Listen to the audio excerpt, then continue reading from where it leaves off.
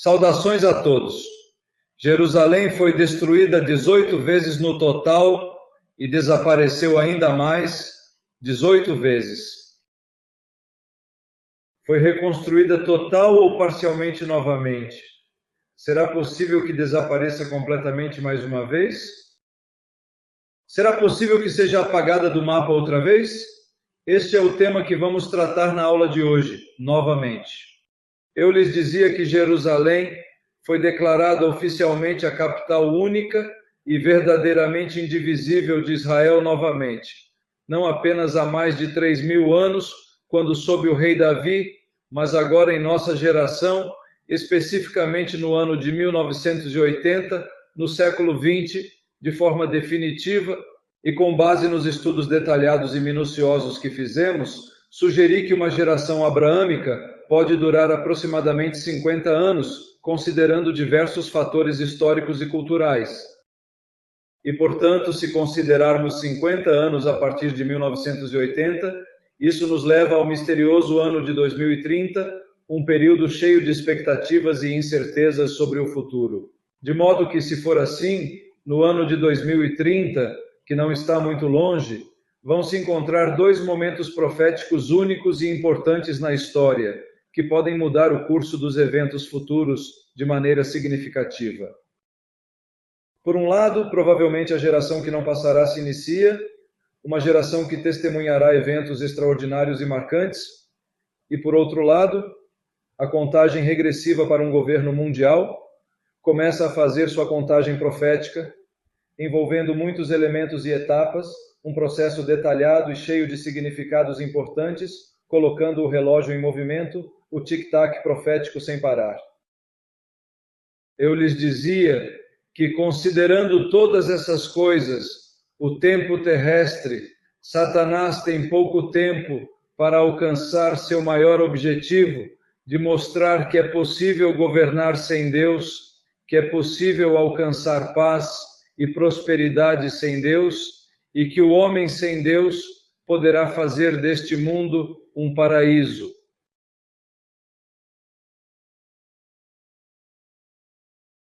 Em outras palavras, não precisamos de Deus para nos guiar, não precisamos da Bíblia para nos orientar, não precisamos que Deus nos diga o que temos que fazer. Nós podemos fazer sozinhos, sem a ajuda de ninguém. Agora, logicamente, para alcançar isso, há certos obstáculos e desafios significativos no caminho que esta ambiciosa Agenda 2030 terá que superar. Esses desafios incluem questões econômicas, sociais. Ele tem que fazer várias jogadas ao longo do tempo. E há uma jogada extremamente importante e crucial, uma jogada decisiva e essencial, tão importante e determinante que sem isso ele não terá tempo suficiente para alcançar seu propósito final e desejado. Que movimento é esse exatamente? Tem a ver com a cidade sagrada e conhecida de Jerusalém. Jerusalém é uma pedra no sapato para esta agenda, porque a profecia está pronta para se cumprir apenas se Jerusalém permanecer em mãos judaicas.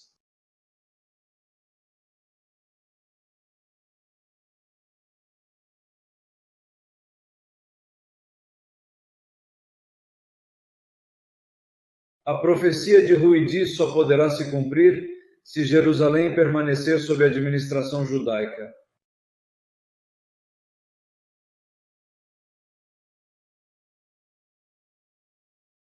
Enquanto a cidade santa de Jerusalém, que é um lugar de grande importância histórica e religiosa, estiver nas mãos da administração gentia, ou seja, a administração dos não-judeus, a profecia do Bibi não poderá se cumprir. Quero que veja, então, que essa é de fato a significativa batalha que está sendo realmente travada por trás do que nós verdadeiramente vemos. Essa é de fato realmente a grande e significativa batalha por debaixo dos panos e que dá sentido profético ao que chamamos de Agenda 2030. E é nesse contexto que não podemos esquecer a profecia sobre Jerusalém, como aparece no livro do profeta judeu Zacarias, capítulo 12, onde o profeta, sob inspiração divina, diz que Jerusalém será uma taça que fará tremer as nações. Esta profecia ressalta a importância de Jerusalém. O livro do profeta Zacarias é crucial para entender o papel de Jerusalém. Jerusalém. Jerusalém será um cálice extremamente importante, que fará tremer ainda mais as nações. Vou ler o texto para vocês. Diz: Eis que faço de Jerusalém um cálice que fará tremer todos os povos ao redor.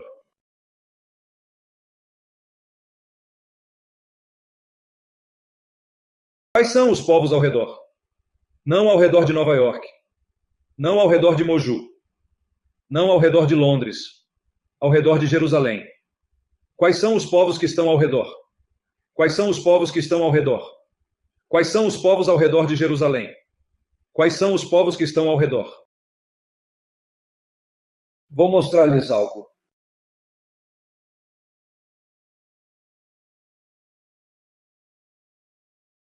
A Bíblia.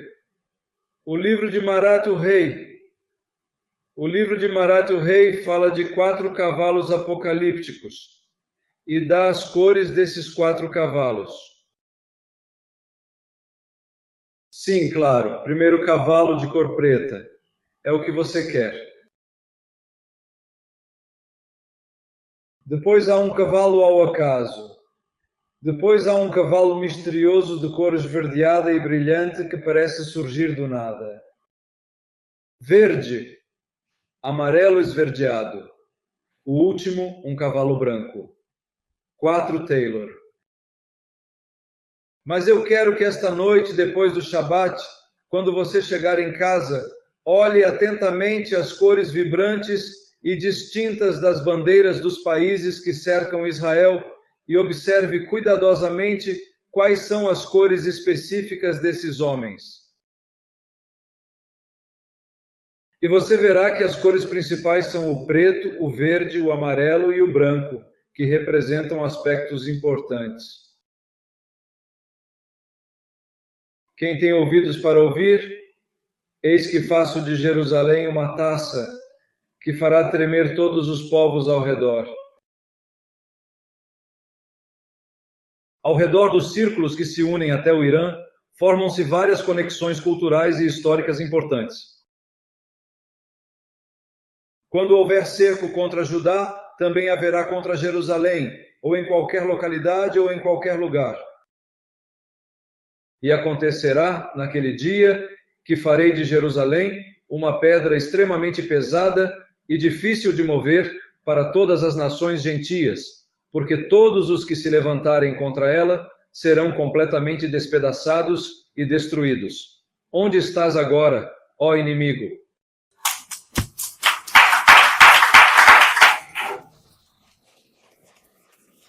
Como todos sabem, como diz o outro acampamento, a palavra de Deus é sagrada.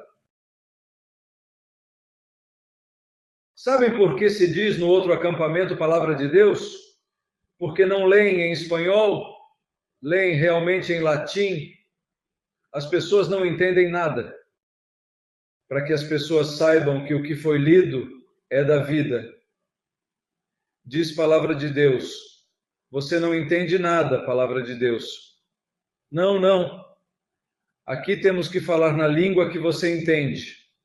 Na língua que, quando você tem sentimento, para que compreenda o que a Torá quer dizer. Esta profecia de Zacarias fala claramente e detalhadamente do papel central e crucial que Jerusalém desempenhará nestes tempos finais e decisivos que nos alcançaram, particularmente em relação aos importantes julgamentos de redenção final que Deus prometeu que virão sobre o mundo e afetarão toda a humanidade. A imagem de uma taça que é tão poderosa e impressionante fará tremer as nações ao seu redor. Uma taça que fará tremer as nações sugere que Jerusalém se tornará um ponto focal de conflito a nível internacional nos dias que antecedem a revelação de Monsieur Ben David.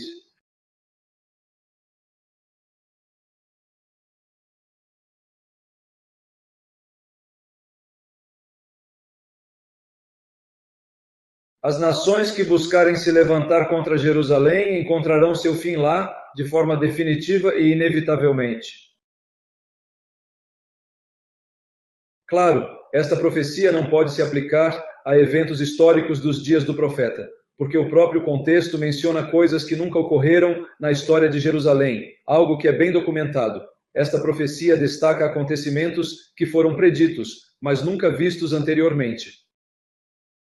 A única interpretação plausível, detalhada e minuciosa é que se trata de uma profecia de eventos futuros que claramente estão relacionados de maneira inequívoca e inquestionável com o fim dos tempos e o retorno do nosso Rivi Maseo Ben Domini.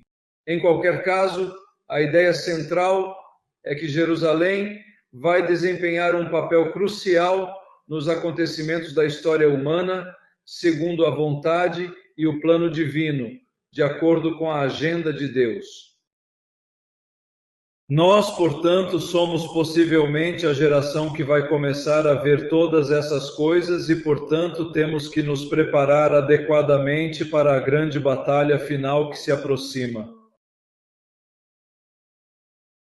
Uma batalha demonstrativa de maneira extremamente impressionante no que diz respeito especificamente a Jerusalém, porque a agenda das nações não poderia ser outra senão como fazer para que Israel perca Jerusalém como sua capital única e indivisível. Essa é a agenda. Como nos tirar Jerusalém? Porque a única maneira de a profecia do Rivi se cumprir é que Jerusalém permaneça em mãos judias. Se a agenda que visa a divisão de Jerusalém conseguir que a cidade sagrada seja dividida e não esteja sob administração judaica, logicamente a profecia do Rivi, que é uma previsão importante, não se cumprirá. Quantos realmente entendem a complexa e profunda tensão profética que está se acumulando de maneira constante e crescente a cada hora no que está acontecendo agora mesmo no mundo, bem diante de nossos olhos atentos e observadores? Em todo caso, a partir de 1967, com a redenção da parte oriental da Cidade Santa, e especificamente a partir de 1980, com a declaração de Jerusalém como capital única, indivisível e eterna de Israel, Jerusalém tem sido o centro de tensões políticas, o centro de tensões religiosas, com disputas internacionais acerca de seu status, a tensão entre a soberania entre israelenses e árabes palestinos, a comunidade internacional no meio de todo esse estado.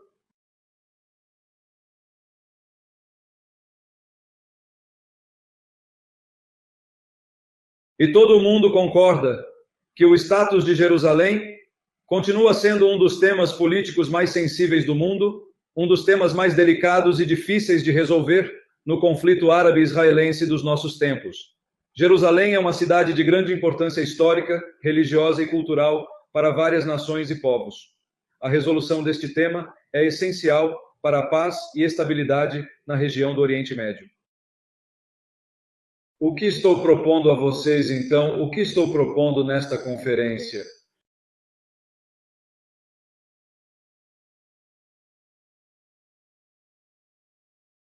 Que entendamos a seriedade do momento que estamos vivendo.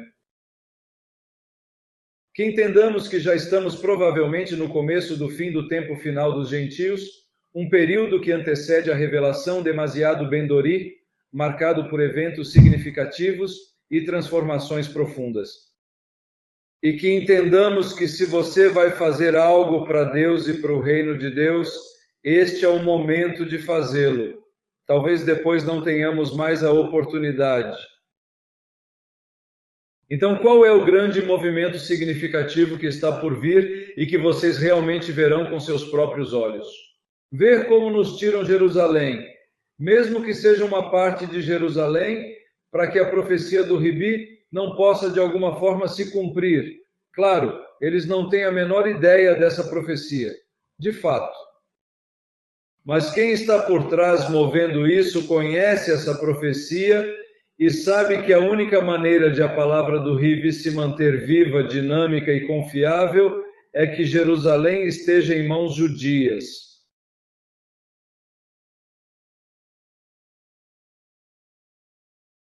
Alguém poderia tentar mostrar a falsidade da profecia do Ribi, tornando possível que Jerusalém nunca passe das mãos gentias para as mãos judias? Essa seria a prova.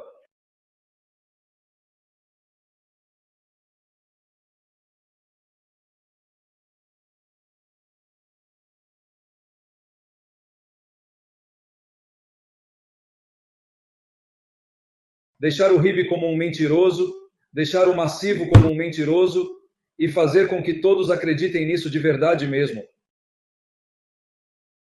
Essa é a força que está definitivamente por trás. Esse é o movimento que está se formando por trás. Bem, esse é um, agora vem o outro. Se aceitarmos como teoria profética que somos a geração de 2030, que não passará porque neste momento Jerusalém está sob administração judaica, temos que aprender a viver neste tempo de maneira consciente e preparada, entendendo a importância histórica e espiritual deste período. Temos que aprender a viver neste tempo. Pense nisso quando ao profeta Daniel, em nossa Bíblia hebraica, foi concebida a interpretação do sonho de Nabucodonosor em relação à imagem que ele havia visto, que marcaria como o mundo seria administrado até a conclusão dos tempos dos gentios. O profeta Daniel nos mencionou que a imagem era composta de impérios mundiais.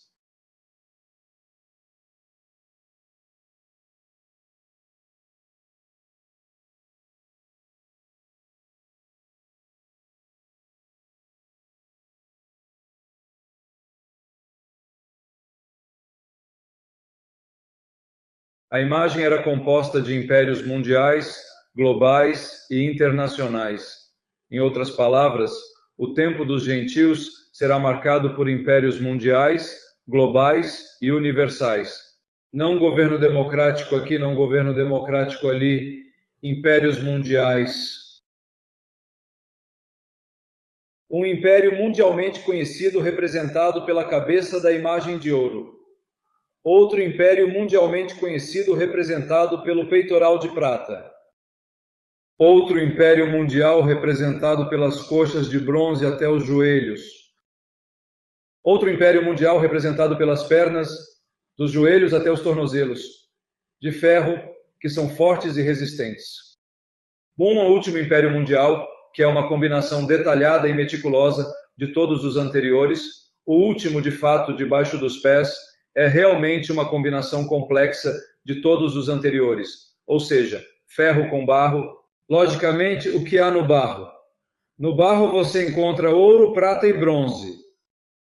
Logicamente, isso é uma combinação complexa e intricada de ferro, barro, ouro, prata e todos os outros elementos que compõem a imagem de maneira detalhada e precisa. Em outras palavras, o último dessa cadeia de impérios mundiais será o melhor, o mais sofisticado e o mais poderoso de todos os impérios mundiais anteriores. Isso implica que ele será dotado de características únicas e avançadas, com um nível de sofisticação e poder que superará todos os impérios anteriores. Para entender esta profecia de Daniel, é importante compreender também quais são as características dos regimes ditatoriais, quais são as características dos regimes imperiais.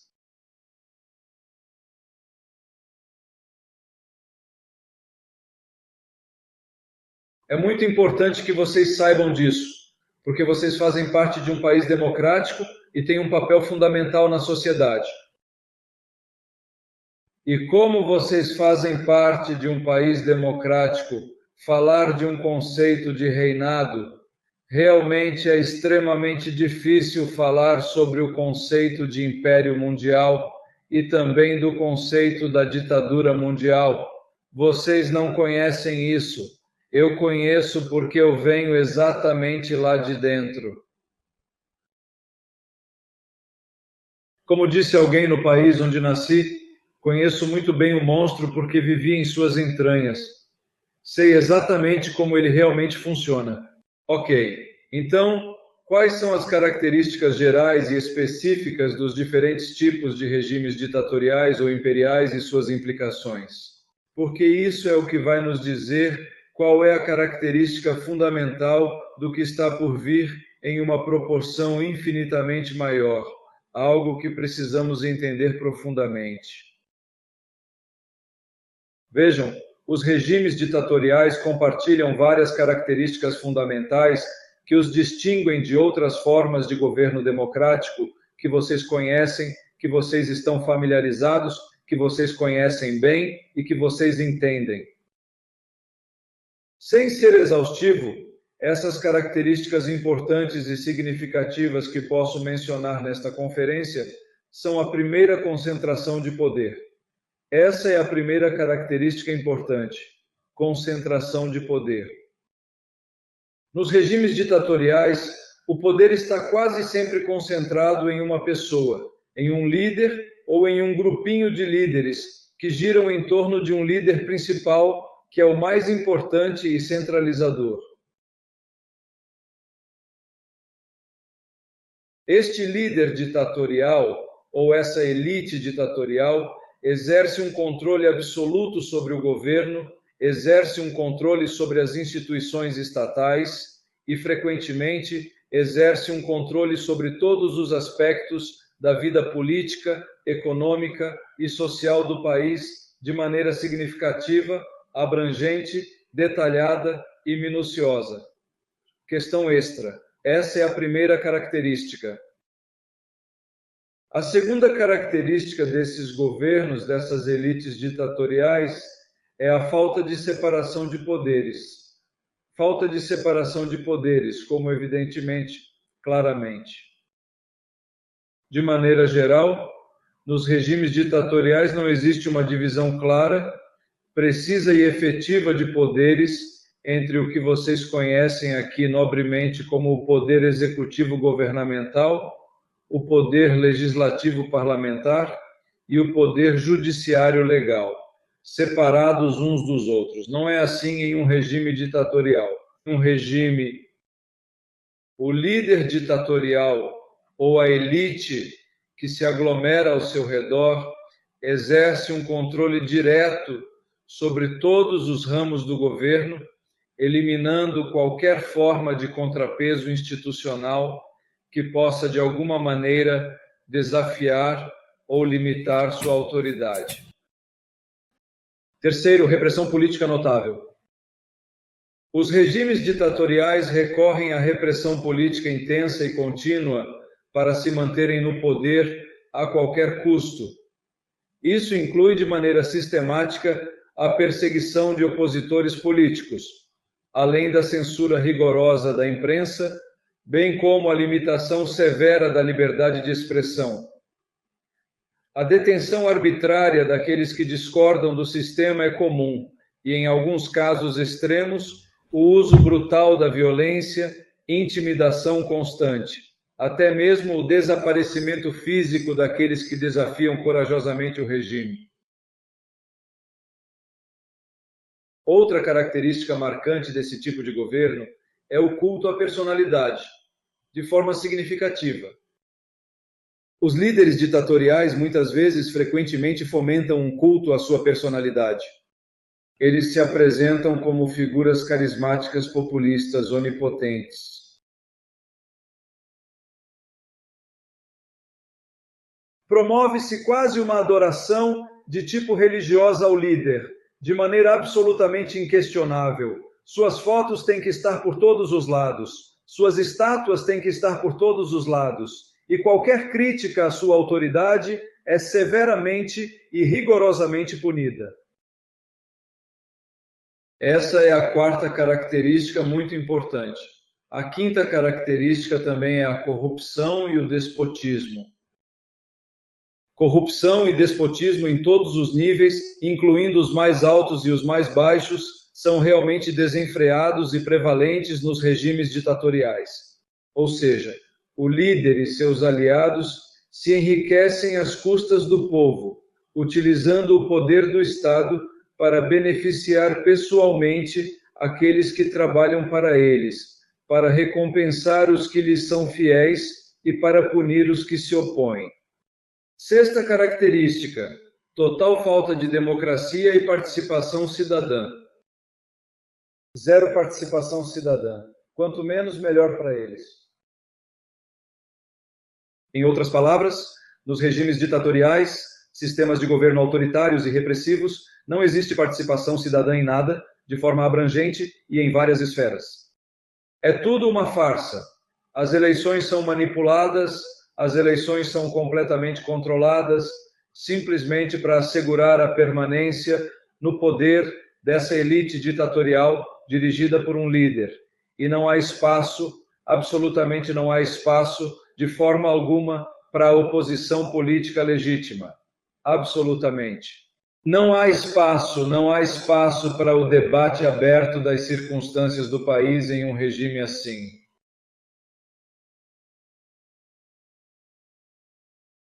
Provavelmente nada disso é de fato realmente novo para você, ou pelo menos para muitos de vocês, só que você não tinha visto isso em perspectiva. Só falta você definitivamente olhar para a Coreia do Norte e ver se isso realmente se cumpre. Só falta você definitivamente olhar para Cuba. Só falta você realmente deveria olhar para Cuba. 60 e poucos anos e você não há nem mesmo comida.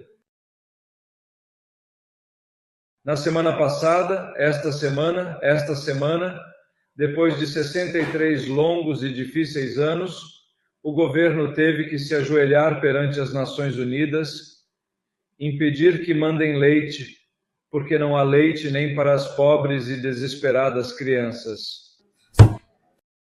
Como até as vacas se recusam a ser ordenhadas à mão.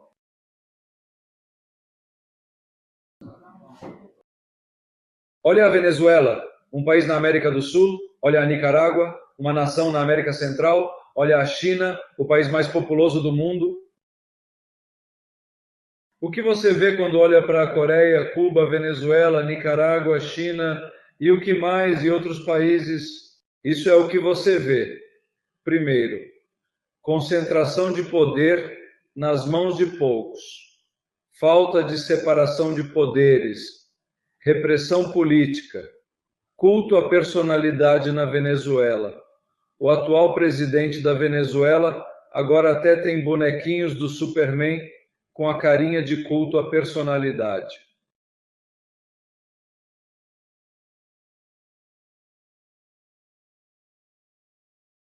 Corrupção e despotismo, falta de participação cidadã.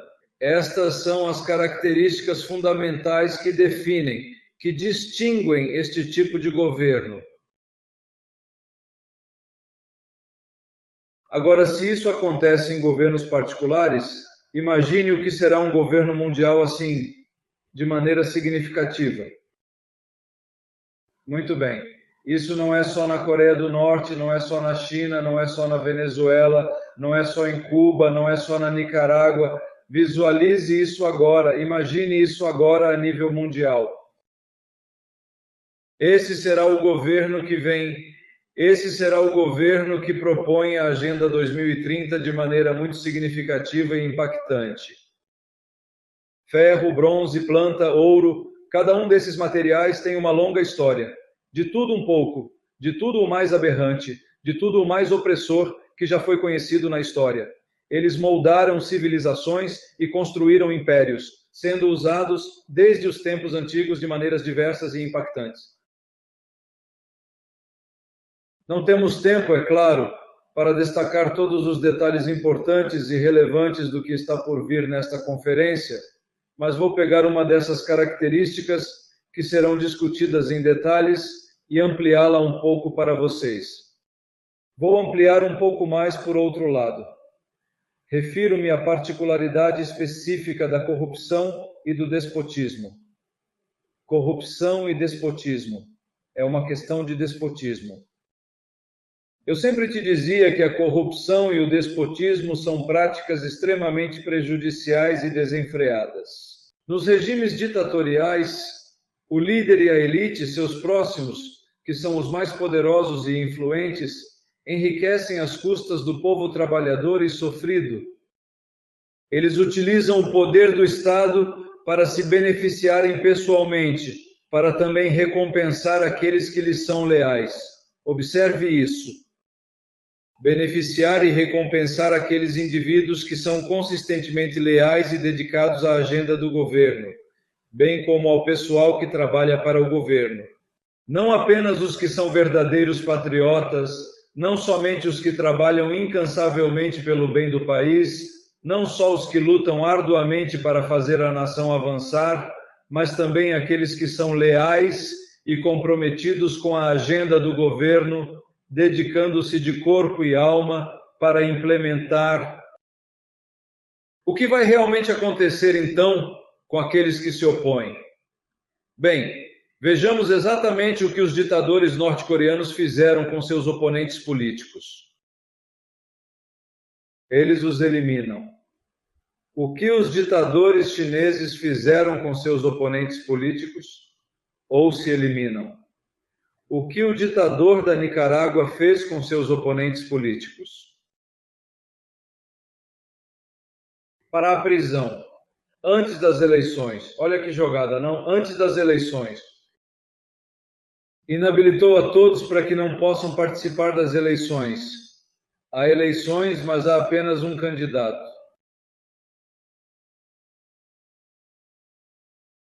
O que o ditador da Venezuela fez recentemente, de maneira inesperada, com sua oponente mais formidável e influente, a senhora Maria Corina Amazona, eliminá-la, a inabilitou. Não pode competir contra ela porque sabe que, se deixar, as coisas podem definitivamente mudar na Venezuela. Então, qual é a decisão? Absolutamente eliminada.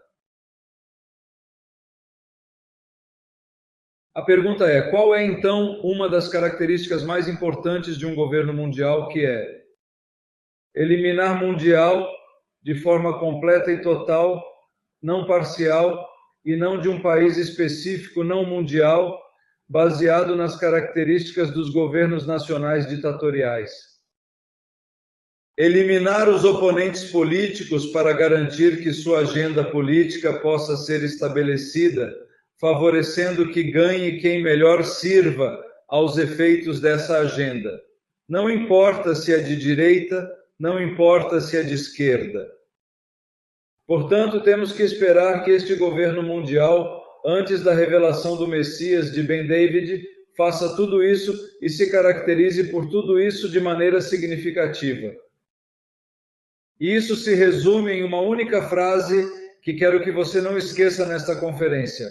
Uma única frase: crédito social. Crédito social. Sublinha essa frase na tua tela mental. Crédito social.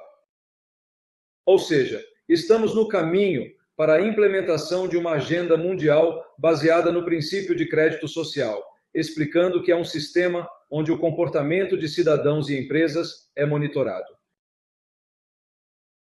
Em outras palavras, de maneira geral, a aceitação social do sistema de crédito social. Em outras palavras, você será aceito ou rejeitado na medida em que se alinhar ao que convém à agenda estipulada por aqueles que têm o poder e a influência na situação. Ou serás rejeitado e excluído se te opuseres a ela, se não apoiares a agenda, ou pior ainda, se falares contra ela, vão te rejeitar e ignorar completamente. Não vais ter nenhum lugar ali. Poderia bastar que você colocasse um chapéu que tenha um slogan aqui que a agenda não goste, e se for de cor vermelha ou se for de cor branca, menos ainda, dependendo.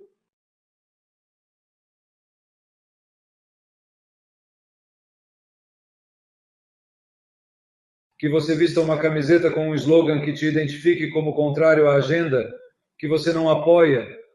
Sempre que você fizer isso, inevitavelmente se tornará o alvo de ataques políticos e sociais, enfrentando críticas e oposição de várias frentes. Pior ainda, se um gerente, por exemplo, de recursos humanos que serve à agenda, revisar seu perfil de redes sociais e ver que você não segue as agendas, que você não segue a ideia deles, você pode até perder sua oportunidade de trabalho por não ser da multidão socialmente aceitável.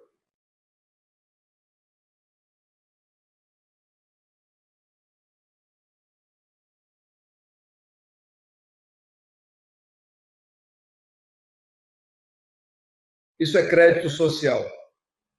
E esse tipo de crédito social faz parte de um plano para eliminar de forma significativa a nossa cultura e para eliminar de maneira significativa e importante nossos valores judaico-cristãos de nossa cultura ocidental. Por quê? Porque precisamente, exatamente são os princípios éticos e os valores da cultura judaico-cristã o maior obstáculo que a Agenda 2030 de domínio mundial enfrenta neste exato momento na América do Norte, e não na Europa. A Europa já está completamente perdida.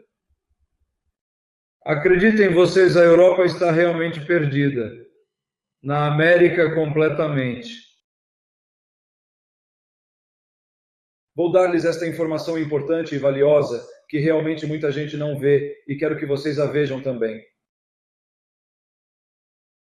Quando um código é realmente legal, vou dizer isso de forma bem devagar, muito devagar mesmo, para que todos possam entender claramente. Quando um código legal substitui um código moral e ganha aceitação social, é questão de tempo antes que aqueles que estão no poder aproveitem essa dinâmica para criar mais poder e se manterem mais tempo no poder.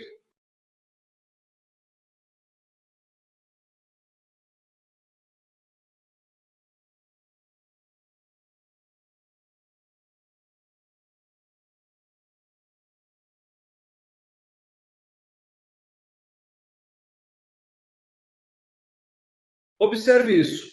Quando um código legal substitui um código moral, o que aconteceu em Sodoma? Por favor, me diga.